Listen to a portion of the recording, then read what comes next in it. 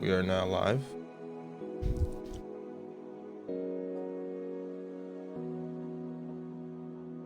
All right.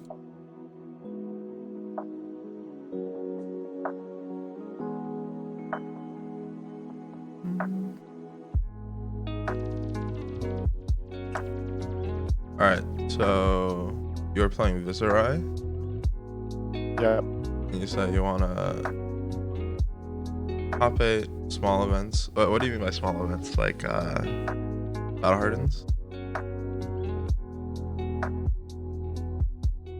I mean, even smaller than that, like, RTNs? even just like, you know, armory, stuff like that. Right. But yeah. How long have you been playing? The game? So I played for I think like 2 to 3 months about a year ago, and then I took a break, and then I think I've been playing for about a month again, Okay. coming back in. And this Viserai deck, did you get it from someone, or did you just like go work on it yourself? I mostly worked on it myself. I actually took a lot of inspiration, I think, from one of your lists, Okay. especially with the drawns. Mm-hmm. And I realized that like I really like it. I mean, I recognize obviously I don't think Viscera is in a great spot right now, but I think drawn kind of helps give you sustained pressure, during turns. Mm-hmm. And I feel like this is kind of the best like non-royal list I could come up with. Okay. Are you just choosing not to play royal because you don't have the card, or because you just don't want to? I kind of not really a huge fan of the play style. Like I kind of just prefer more, I guess, like really go wide aggro strategies. That's why like when I get the chance to, I'll probably switch to Lexi. So, but I do enjoy the kind of play style like of Viscera in this configuration. So, Okay, fair enough. So I'm just gonna be watching these games. My main goal is to find like not necessarily point out all the mistakes or things that you could like work on, but just trying to be focused, find like a pattern of like 1 or 2 major things to work on. awesome. So you're playing against Dromai first.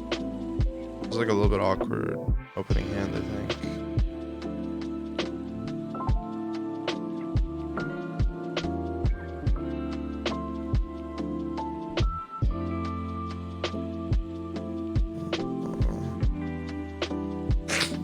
So by not playing the second incantation, you're giving up 1 rune chant.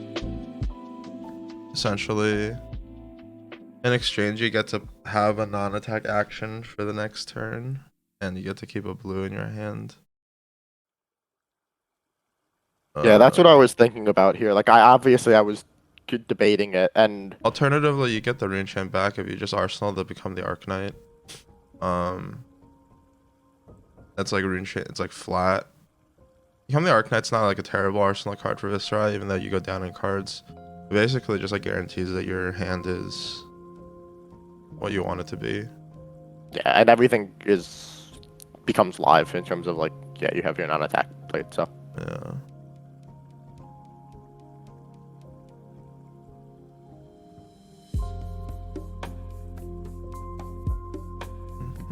Interesting. She's playing.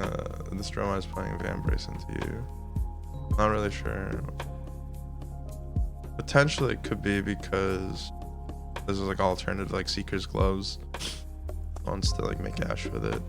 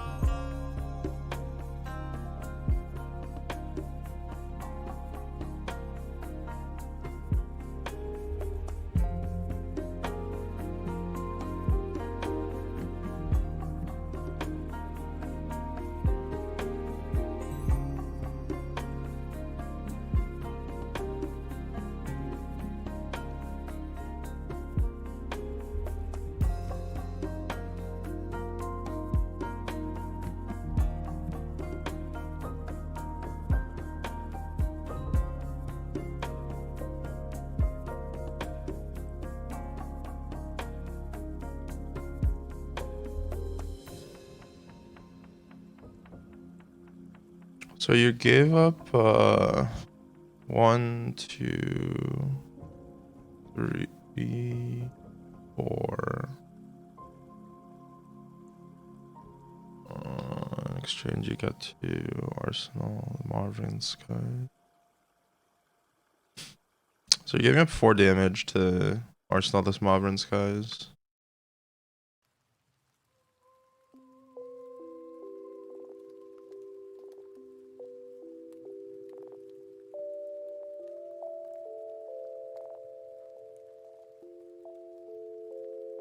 And for that, would it just be a situation like, would you just be calculating in terms of like what the value of Marvin's guys in your arsenal is, and I guess feeling that you're getting more damage out of it playing it as opposed to having it arsenaled?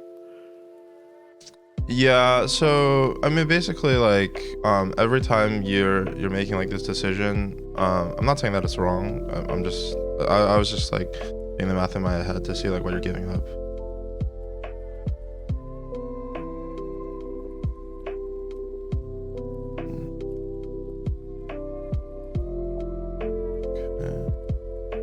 This next play is gonna be like a little bit awkward, I think. Unless you go this, play this. Okay.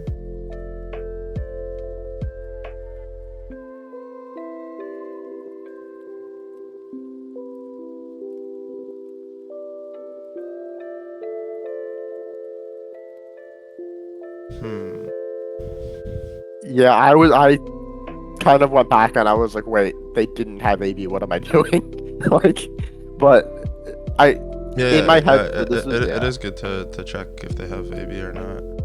Yeah, I thought about the block here, and it did come out to my head of like I can prevent them from making the Ash Wing. My thought process was that like we are getting down in life, and if they get Kyloria, I really want to be able to just be able to cleanly block it with my equipment. And I felt like that would be more valuable than preventing 1/8 or Ash Wing. Yeah, that's fair. So here's like a a situation where honestly, like if you had just like cashed in the Modern Skies the last turn, your turn is like actually ends up being a lot cleaner, because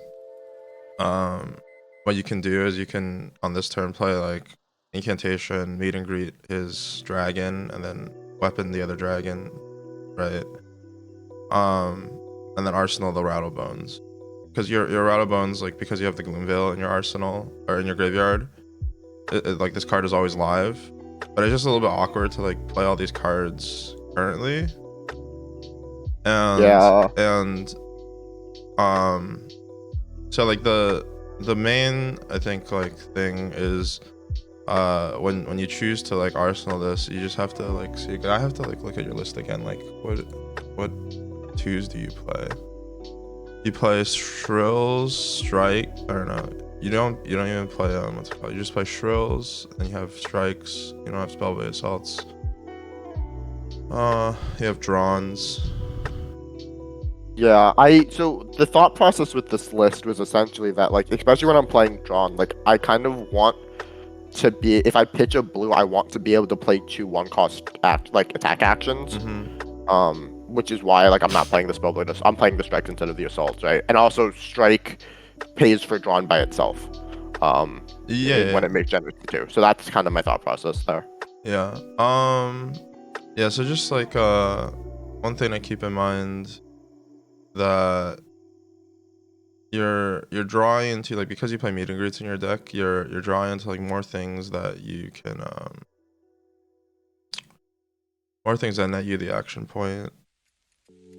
It's a little bit less reliant, I think, on Modern's guys. To have like a functional hand. Yeah, it's not a big deal. Like you can honestly like cash in the what would you have to do? You can save the Modern Skies and cash in your chess piece instead, and I think it's fine.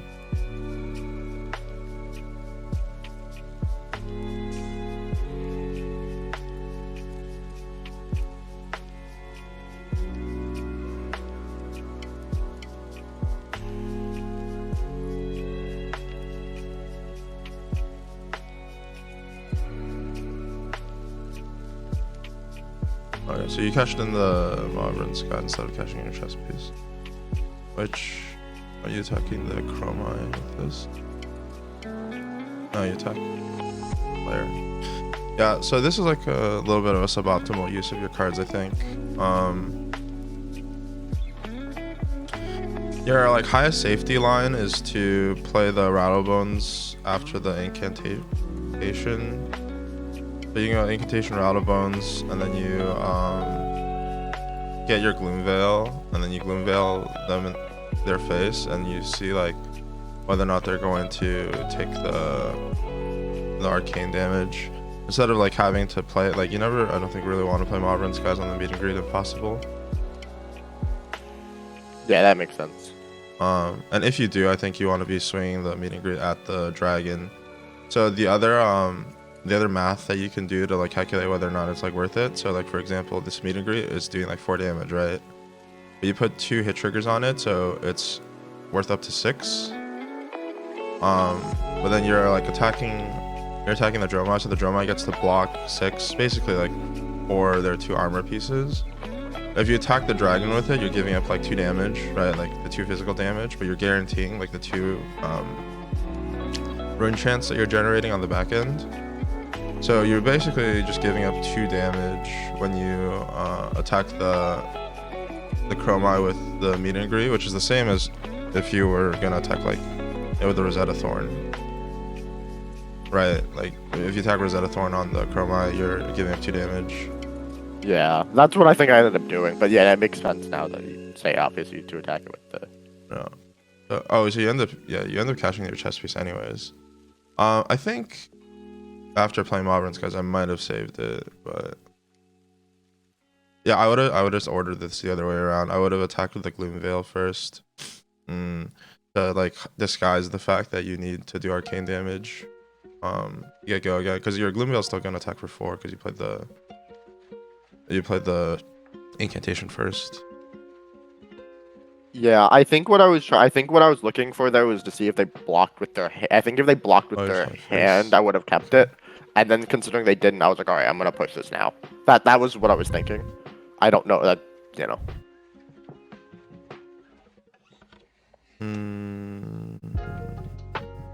Oh, you're saying it's because. Yeah, but like, what are you afraid of? Yeah, I mean, yeah, that's fair. I think it was essential. I mean, and I guess in that situation, it doesn't even matter. Like, I could have gone the other way, no matter what, because like it would have been the same. Yeah, it's the same damage. It's the same damage. It just disguises your plays a little bit better. Yeah. Yeah. Lucas is in the chat. He's saying you just like play all the cards except Modern Sky. So like, yeah, like one of the things like that you kind of want to do when you're playing Runeblade is it ends up not mattering because you drew like in a way that it doesn't impact you that much. But one of the things that you really want to do as Runeblade is like maintain just like always maintain a high likelihood that you get to like take a decent turn on the next turn. So I think in this case like saving the Modern Skies is pretty good, especially like if you choose not to swing at the dragon with it. Also, I think rule of thumb, like Rosetta Thorning the Chromai is almost always better than going face. Like you're giving up 2 damage, so the Chromai would be at what, like 6 instead of 4. But like the main difference is that you have what are like 6 poppers in your deck as configured, and you're kind of devaluing them by leaving this card up. So like if you drew like a runic in this hand, like it's a lot worse. Yeah, that makes sense.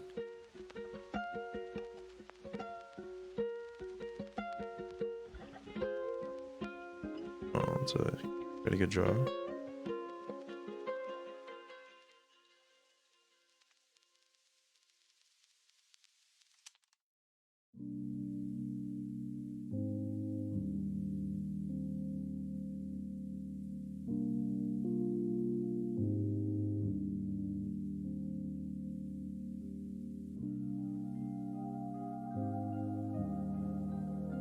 Oh yeah, and here you should always be swinging face. I think your play is to either play both Mauvrin Skies and like hit the Kyloria or the Chromai, like guarantee the rune chance, or you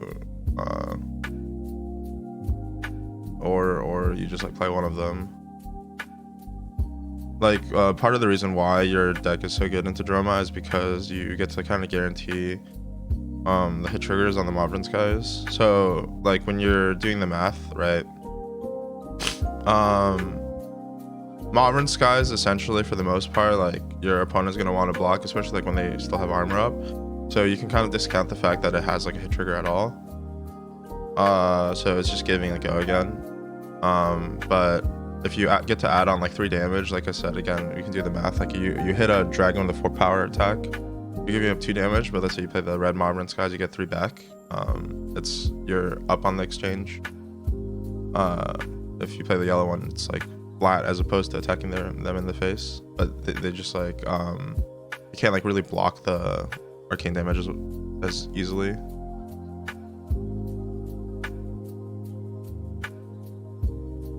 And yeah, so like this Chroma is gonna continually be pesky.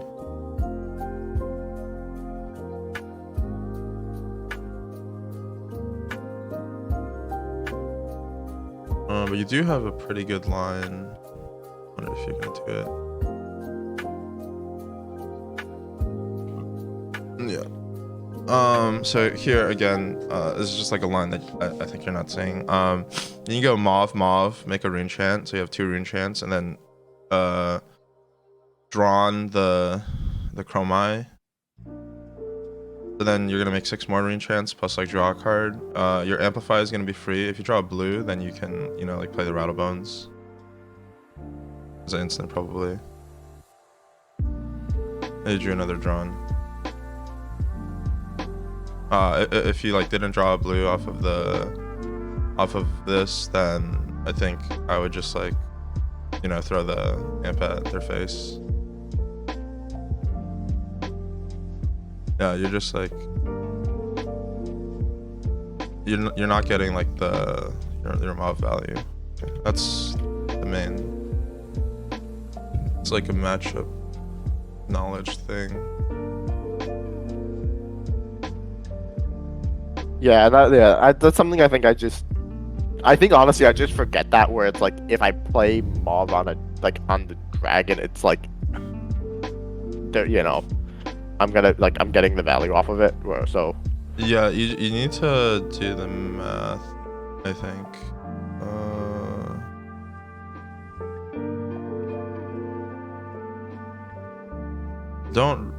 I don't like playing bronze into Bravo as much, but let's see.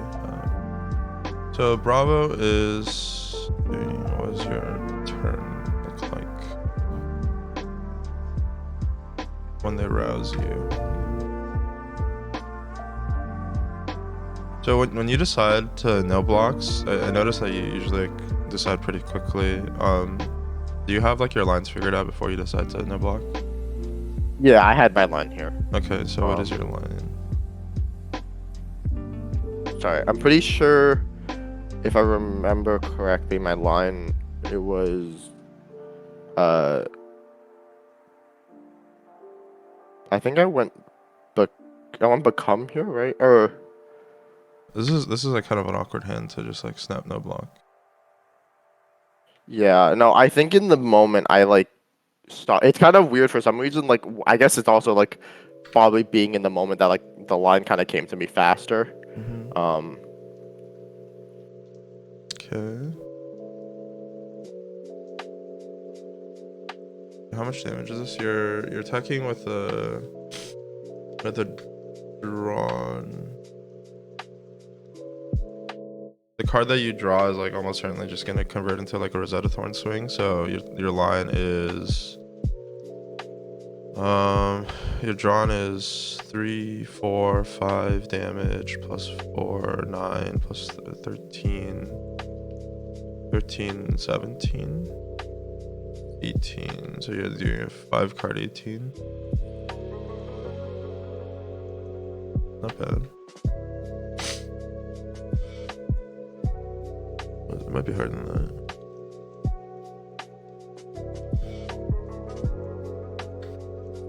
Oh, you definitely want to cash in the Revel here. Usually against disruptive decks, you don't want to be holding on to Revel. Yeah, because they have CNC there. Yeah, they can.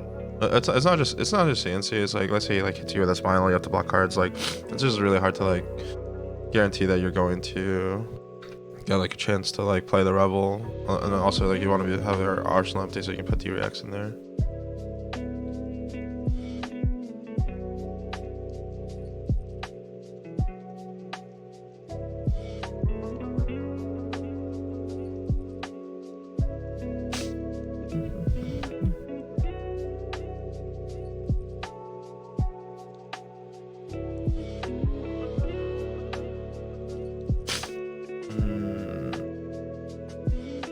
This line I really dislike.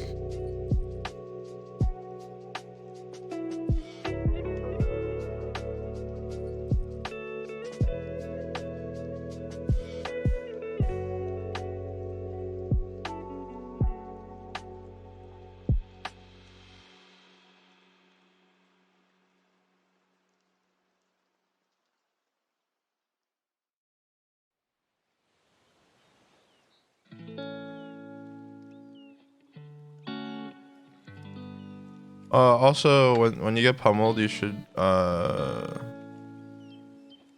probably discard like one of your non-attack actions so that you can like your turn is just, you know, just like play the thing and then attack and then make a range and attack with your weapon. Yeah. So, wait, are you saying in terms of the line you didn't like? So, do you think I should have blocked my equipment here, or?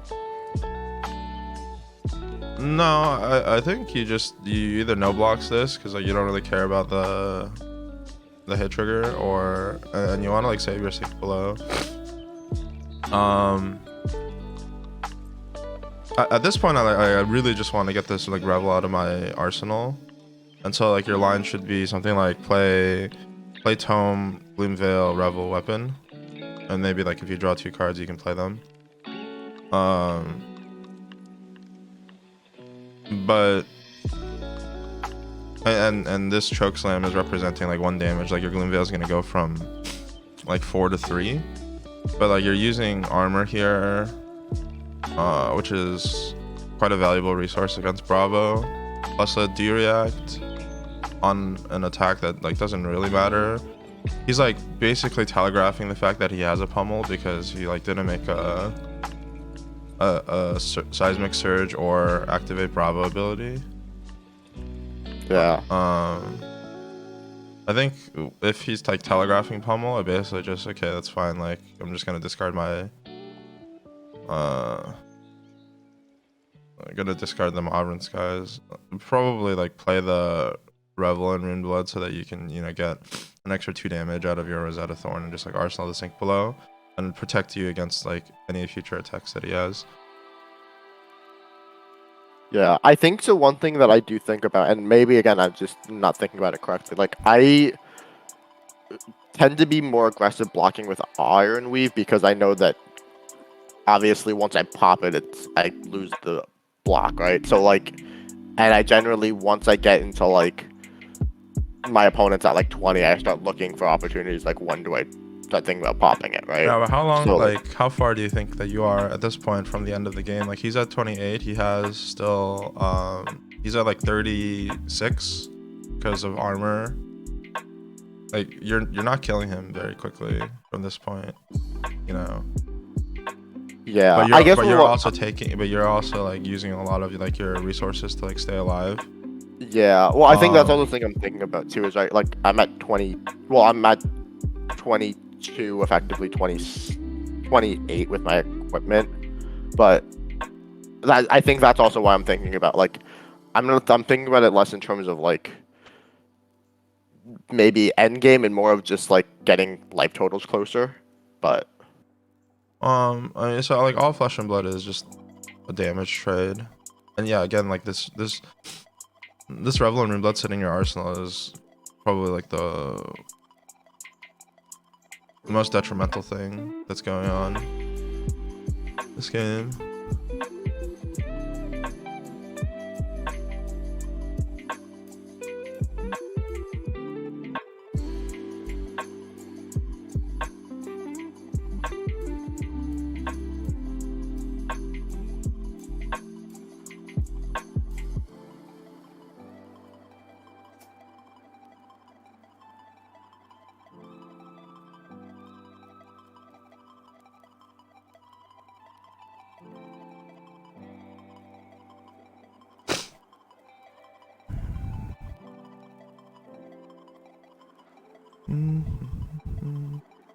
Very surprising. He took all the all the damage.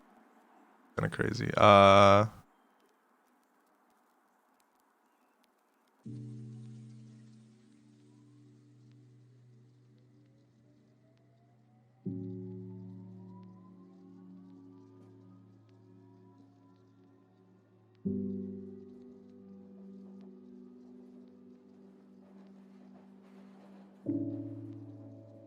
And now you're like kind of weak to a crippling crush because of the choices to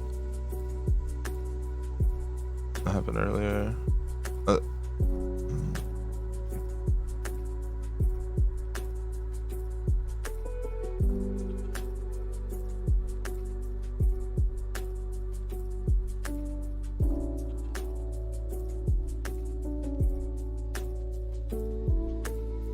You blocked your arm kind of like unnecessarily on the last turn.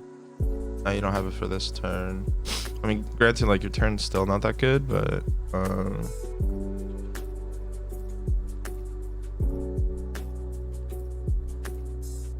an alternate line here is to just, you know, block 8, play the Modern's guys, and then Arsenal the Unmovable. Yeah, and I think that may have actually cost me the game here because. Actually, never mind. I was CNC. That's right. Yeah. Yeah.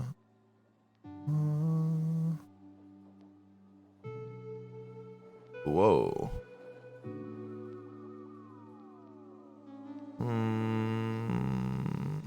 This has to be blocked, I think. This has to be blocked because the Bravo is choosing to play the CNC on this 5-card hand essentially over anything else. So like even if you had like a blue attack, it'd be hard damage than attacking with the CNC. Yeah, so there has to be a pummel here. Yeah. Okay. So in that case, do I just block the 6 and then let them play the pummel? Like if they well, because the thing is, I overblock it, right? Then they can just hold the pummel, right? So Yeah. You just block 6, you let them pummel. Okay. And I just eat it. Which, yeah. Let's look at the last video. I have an idea for the pattern, but I'm gonna watch the last game.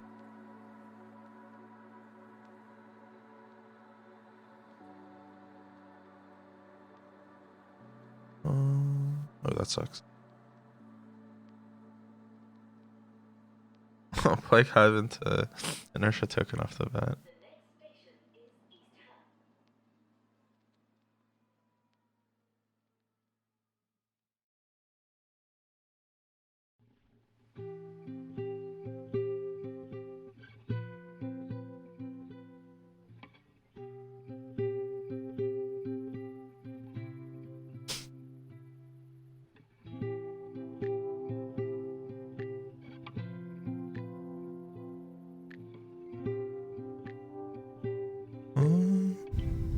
I was confused when I saw that. Like I was like, is that a card that Lexi plays? Like, This is 5. You gave up a damage. You gave up a damage here because you could have went Gloomveil Weapon. Gloomveil Weapon is, I think, 8 damage, but this is just 7. On the upside here is you get to start with a Rune Chant, but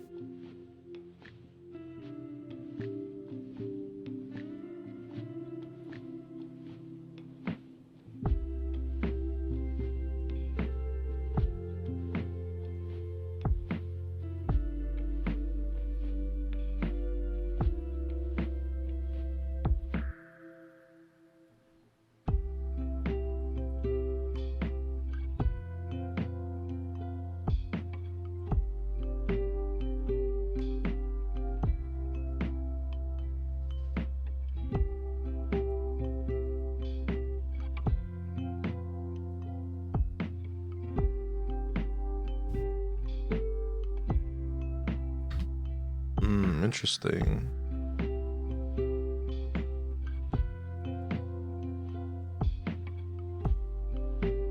Why did you choose to discard the 3 block and not like a 2 block?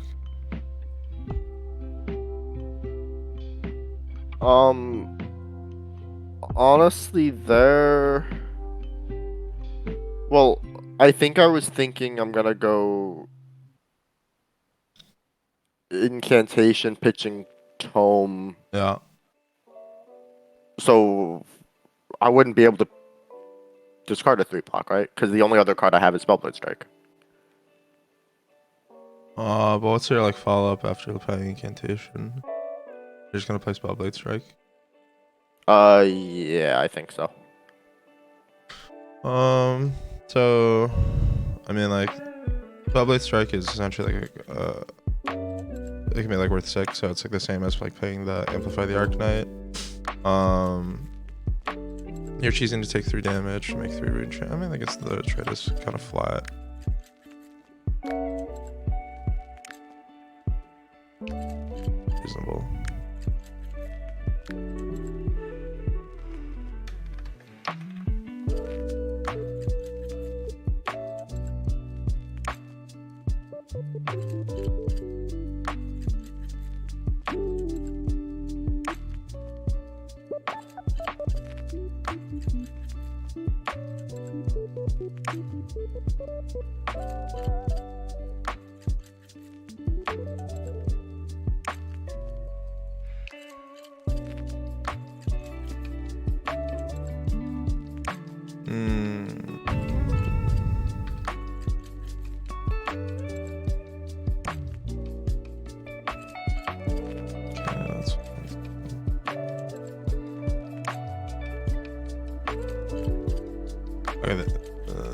This is not fine.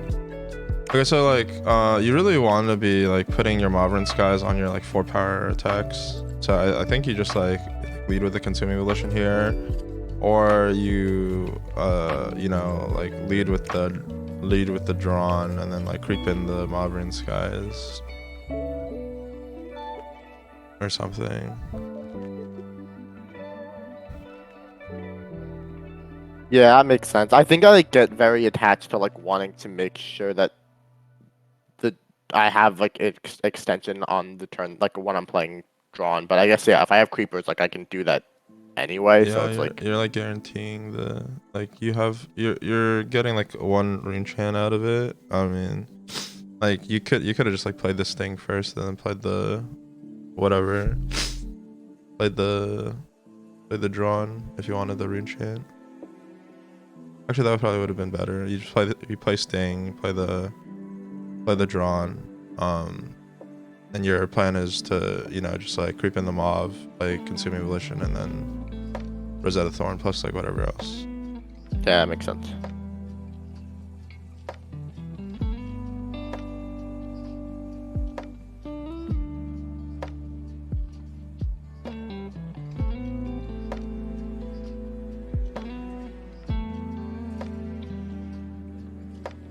Making 4 range. Yeah. It's flat with the other line. I take it back.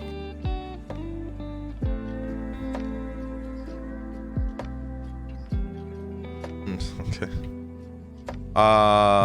Okay. So, I think in general, my advice to you is that your play, you like skew a little bit aggressively. And I mean, like, that's like fine, but I think oftentimes you like skew aggressively without like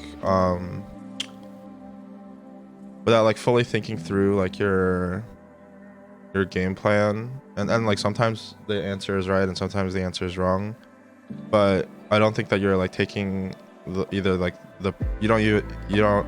have the prep like needed to correctly make those decisions, or you're like not thinking it through for long enough when the situation comes up. So basically, like every time that you choose to like do like a no blocks or stuff like against like a deck like Bravo or whatever,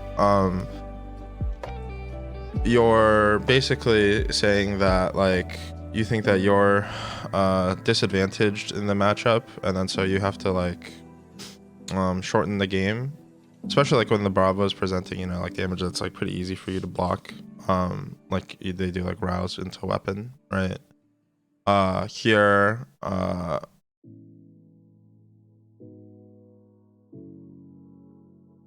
I mean, like here, it's not like as big of a deal, but I think it's more so like the fact that I see that you're just like doing it like real fast, and I'm not like fully buying that you're like thinking through the line in entirety, because there's like some sequencing errors, plus like sometimes like your arsenal ends up like being like a little bit awkward. So I would say that like the most important thing for you to do is to, you know, like when your opponent like attacks you, just like take a second and then you like really think through. There's like a checklist of questions that you should ask yourself. You should ask yourself if your deck is the one that's advantaged, or your opponent's deck is advantaged. Not necessarily just like in a vacuum, but like in the context of the game as it is, right? So for example, against Dromai, in the Dromai game, you just chose to just like start racing instead of like clearing dragons, and that to me says that you think that you're disadvantaged, because like if the game like goes on and you're just trying to like close the game out and shorten it so that you can like take advantage of like you know, like how your cards end up coming up. Like maybe like you get enough damage to push through, maybe you don't. If you had bricked a hand and you didn't clear the dragons, for example, you would have just like lost the game probably from that spot. But like you didn't brick. If against like Bravo, he does like all this damage, and you choosing to, you know, kind of just like use your armor and like block out, is saying like you think that your deck is the one that's disadvantaged in the long run. But I actually think that it should be the opposite. Like Bravo's like damage consistency is like a lot lower than Viscerai's, provided that you get to, you know, like put like the defense reactions and stuff in your arsenal, and they don't like draw ridiculous like back-to-back like dominated attacks. And that guy honestly like wasn't even like dominating his attacks. Yeah, I think that's a thing that happens to me frequently, and maybe that is also like, I think I get like in my head that Viscerai is just not a good deck, so I'm disadvantaged in basically every matchup other than Dromai. So like I think I get into my head of like the only way I'm going to win is by shortening the game. Yeah, and even like, even against Dromai, you're playing in a way as if you think that you're disadvantaged. Like you're not clearing dragons. You know, you're not like you're not trying to maximize your value. You're just like trying to go face, and, like maybe like hoping that they don't have, you know, block value in their hand, or that they don't want to block. That I'm like not as clear on. I think like the other thing that you need to do, I don't want to like critique your deck design too much, because you know it's not like super important at this stage, but like you gotta make sure that you are maximizing your cards, right? Like really don't want to be putting Marvin Skies on Drawn. That's like one of the weakest plays that you can make, just because Drawn is so easy to block for most decks. Like most decks like are built in a way that they have like maybe like one card per hand that they are okay blocking with, and so putting your hit trigger on a 3 power attack is just like very bad.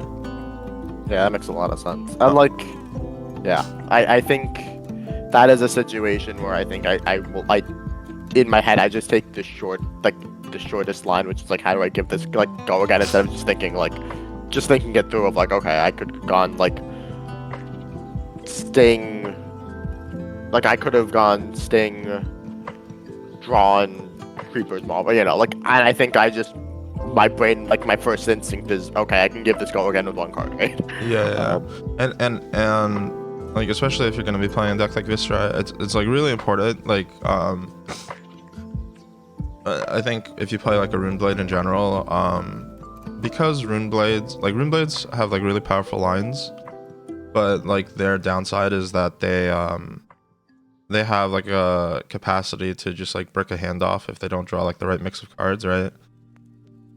So you really need to maximize when you do have the cards to play hands with, you really do need to maximize, because I mean, like, that's like the power that the game developers gave Runeblade to offset the fact that they sometimes just have hands that don't play, right?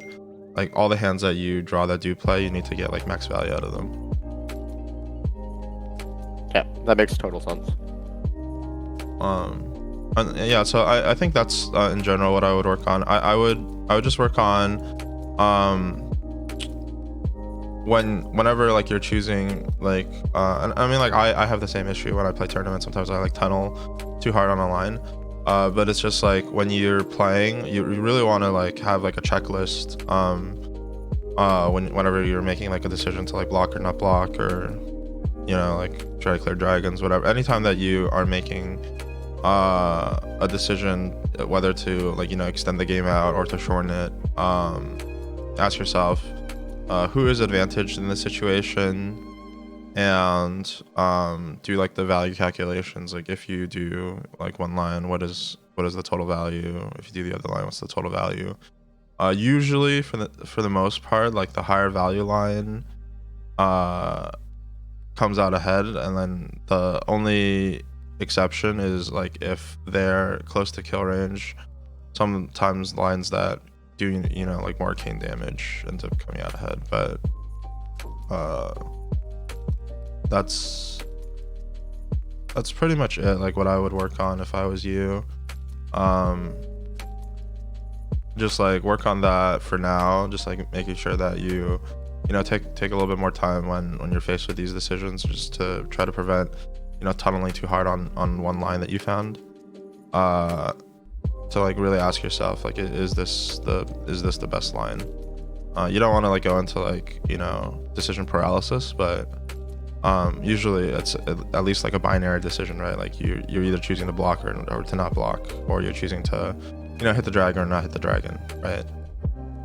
Yeah, and I think that's a thing that, like, so part of that, I think, for me stems from the fact, so I used to play Magic, and I had an issue where, like, at least my old coach told me I took too long to make decisions. So, like, I think sometimes what ends up happening is I like get into this mode of like try to just find the fastest line that I can in my head and then play it. Where really? I think were you like going to time all often? Yeah. Okay. Yeah.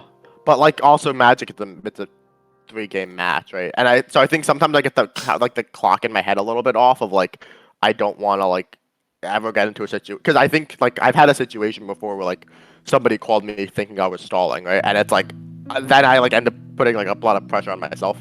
So I like think I tend to just rush things through, you know, more than I probably should. Yeah, it's like mostly it's yeah, like I said, you don't really want to get into situations where you go into like decision paralysis. Like, you don't want to like the line with like the become the Arcanine, whatever. Like, that's not a big deal. Like, you decided that you have like a thing. I like you don't have to go through like all the different like permutations of like whatever you can like tutor off of become or like whatever. Let's say you found like, I think that's like 18-19 damage line with your 5 cards, right? And then you just have to ask yourself, okay, like, is this like worth it? Like, what if I just like block, right? I think you choosing not to block and then not playing the Revel in Runeblood is like very confusing to me, because that's like, yeah, no, that like your makes best chance. Yeah, that is me, and that's maybe like me as beginner. I think I get very caught into this idea that I want to arsenal like every turn that I have a hand, which is like, you know, because it's just like, oh, I have an arsenal, I have an extra card for next turn, but it's like that the reason you have that extra card is so that when you have a turn you can go off, you can extend it further. Like, yeah, you know, I mean, Revel, in general, you want to like for Viscera, you want to be arsenaling cards that like increase the flexibility of the hands that you draw. But like Revel and Runeblood is not one of those cards. It's like like highly conditional. And like I like arsenaling Revel, but most of the time when I'm arsenaling Revel, it's because I'm arsenaling Revel like against Oldhim, where I want to like, you know, like max the value out of it, either like on a Mordred type turn or like when they don't have Arsenal or something, or like something on like a push turn. It's like a different mentality than like when you're in a race situation. Yeah, that makes If you're in like a race situation, you just like you want to try to like avoid like clunkiness, and so like being able to like, especially against a deck like Bravo that presents a lot of disruptive attacks, it's I think difficult to find the space to play your Rebels. yeah, exactly. And I also like obviously I think sometimes it's like, oh, it's just the weird thing of like I see non-attack action that I can arsenal, but then it's like Revel I'm never playing as like if I have a hand of all attack actions, if I'm playing Revel to just get a non-attack, that's awful. Like, at that point I should probably blocking out like, you know. Yeah, So yeah. it's like yeah. So it's a bit like not exactly of like it's not even giving me a fail safe, it's just yeah. Yeah, that's I think that those are the main things that I would work on if I was you. Just like making sure that you're giving adequate time to like think through your decisions. Um from looking at your games, it seems that you have like I don't know, probably like in the 3 games that you shown, like every time that you choose to like make like on one of these like 50-50 spots, you're probably like correct around 50% of the time, like give or take. And I think that's just because like you're choosing to always like take the aggressive line, and that's going to be right like half the time or whatever, right? But I think that if you like slow down just like a little bit, and you go through what are you giving up, what can you gain if you go the more aggressive route, then I think you're gonna make like the correct decision at a much higher rate, and really that's gonna lead to you winning more games. Yeah, no, that makes perfect sense. Thank you so much. I was just one like question. Like in regards for me, because I know you had mentioned like the matchup thing as well, and that is a big issue I think I have of like I sometimes just don't know like the calculations or expectations from other matchups. Would you suggest like where I'm at right now that it would be better for me to like just focus on maximizing my value playing Viserai, or like do you think maybe like I could kind of improve playing Viserai by like kind of picking up other decks and just getting like more comfortable with like what I should be expecting out of their lot. Like I think with Bravo I have an issue sometimes because like I have not really had a lot of experience playing Guardian, so it's like I don't know sometimes like what the expectation is, like what they could like what their line can be. Yeah. Right. In general, I advocate for people to try playing as many decks as they can, or as they feel comfortable doing so.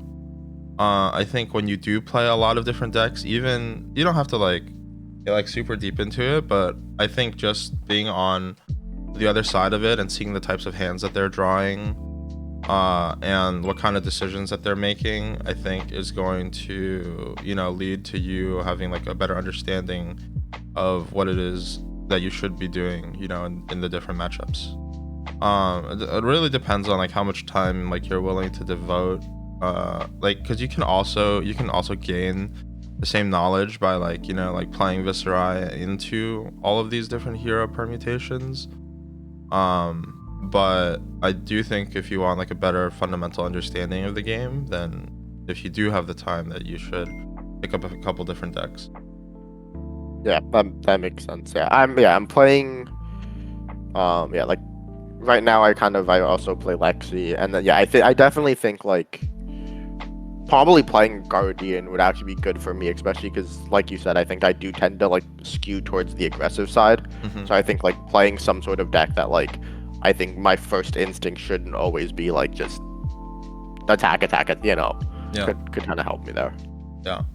So just like if just I would like work on these things and then see if you notice like an improvement in your overall like win rate or results, and then if you later on hit like another like point where you're like, I don't really know like what I'm supposed to do to like improve, then just record some more games. So hopefully this was helpful for you. Yeah, no, it was super helpful. Yeah. Yeah, and I think so, like I think some of it is stuff that like I kind of know, like I kind of knew going in, but like I think hearing someone with more experience kind of reinforced them, like helped make sure like knowing that I am like on the right path of like recognizing like, hey, take more time, calculate deeper, you Mm-hmm. know. Yeah. Right. Thank you so much. Yeah, no problem. Thank you for submitting your VODs. I don't think anybody else. I think that's all we're gonna do for stream today. Pretty short stream. Again, if you want to get your videos reviewed, make sure that you record your games and submit them on the Google form. All right, thank you so much, and see you guys on the next stream.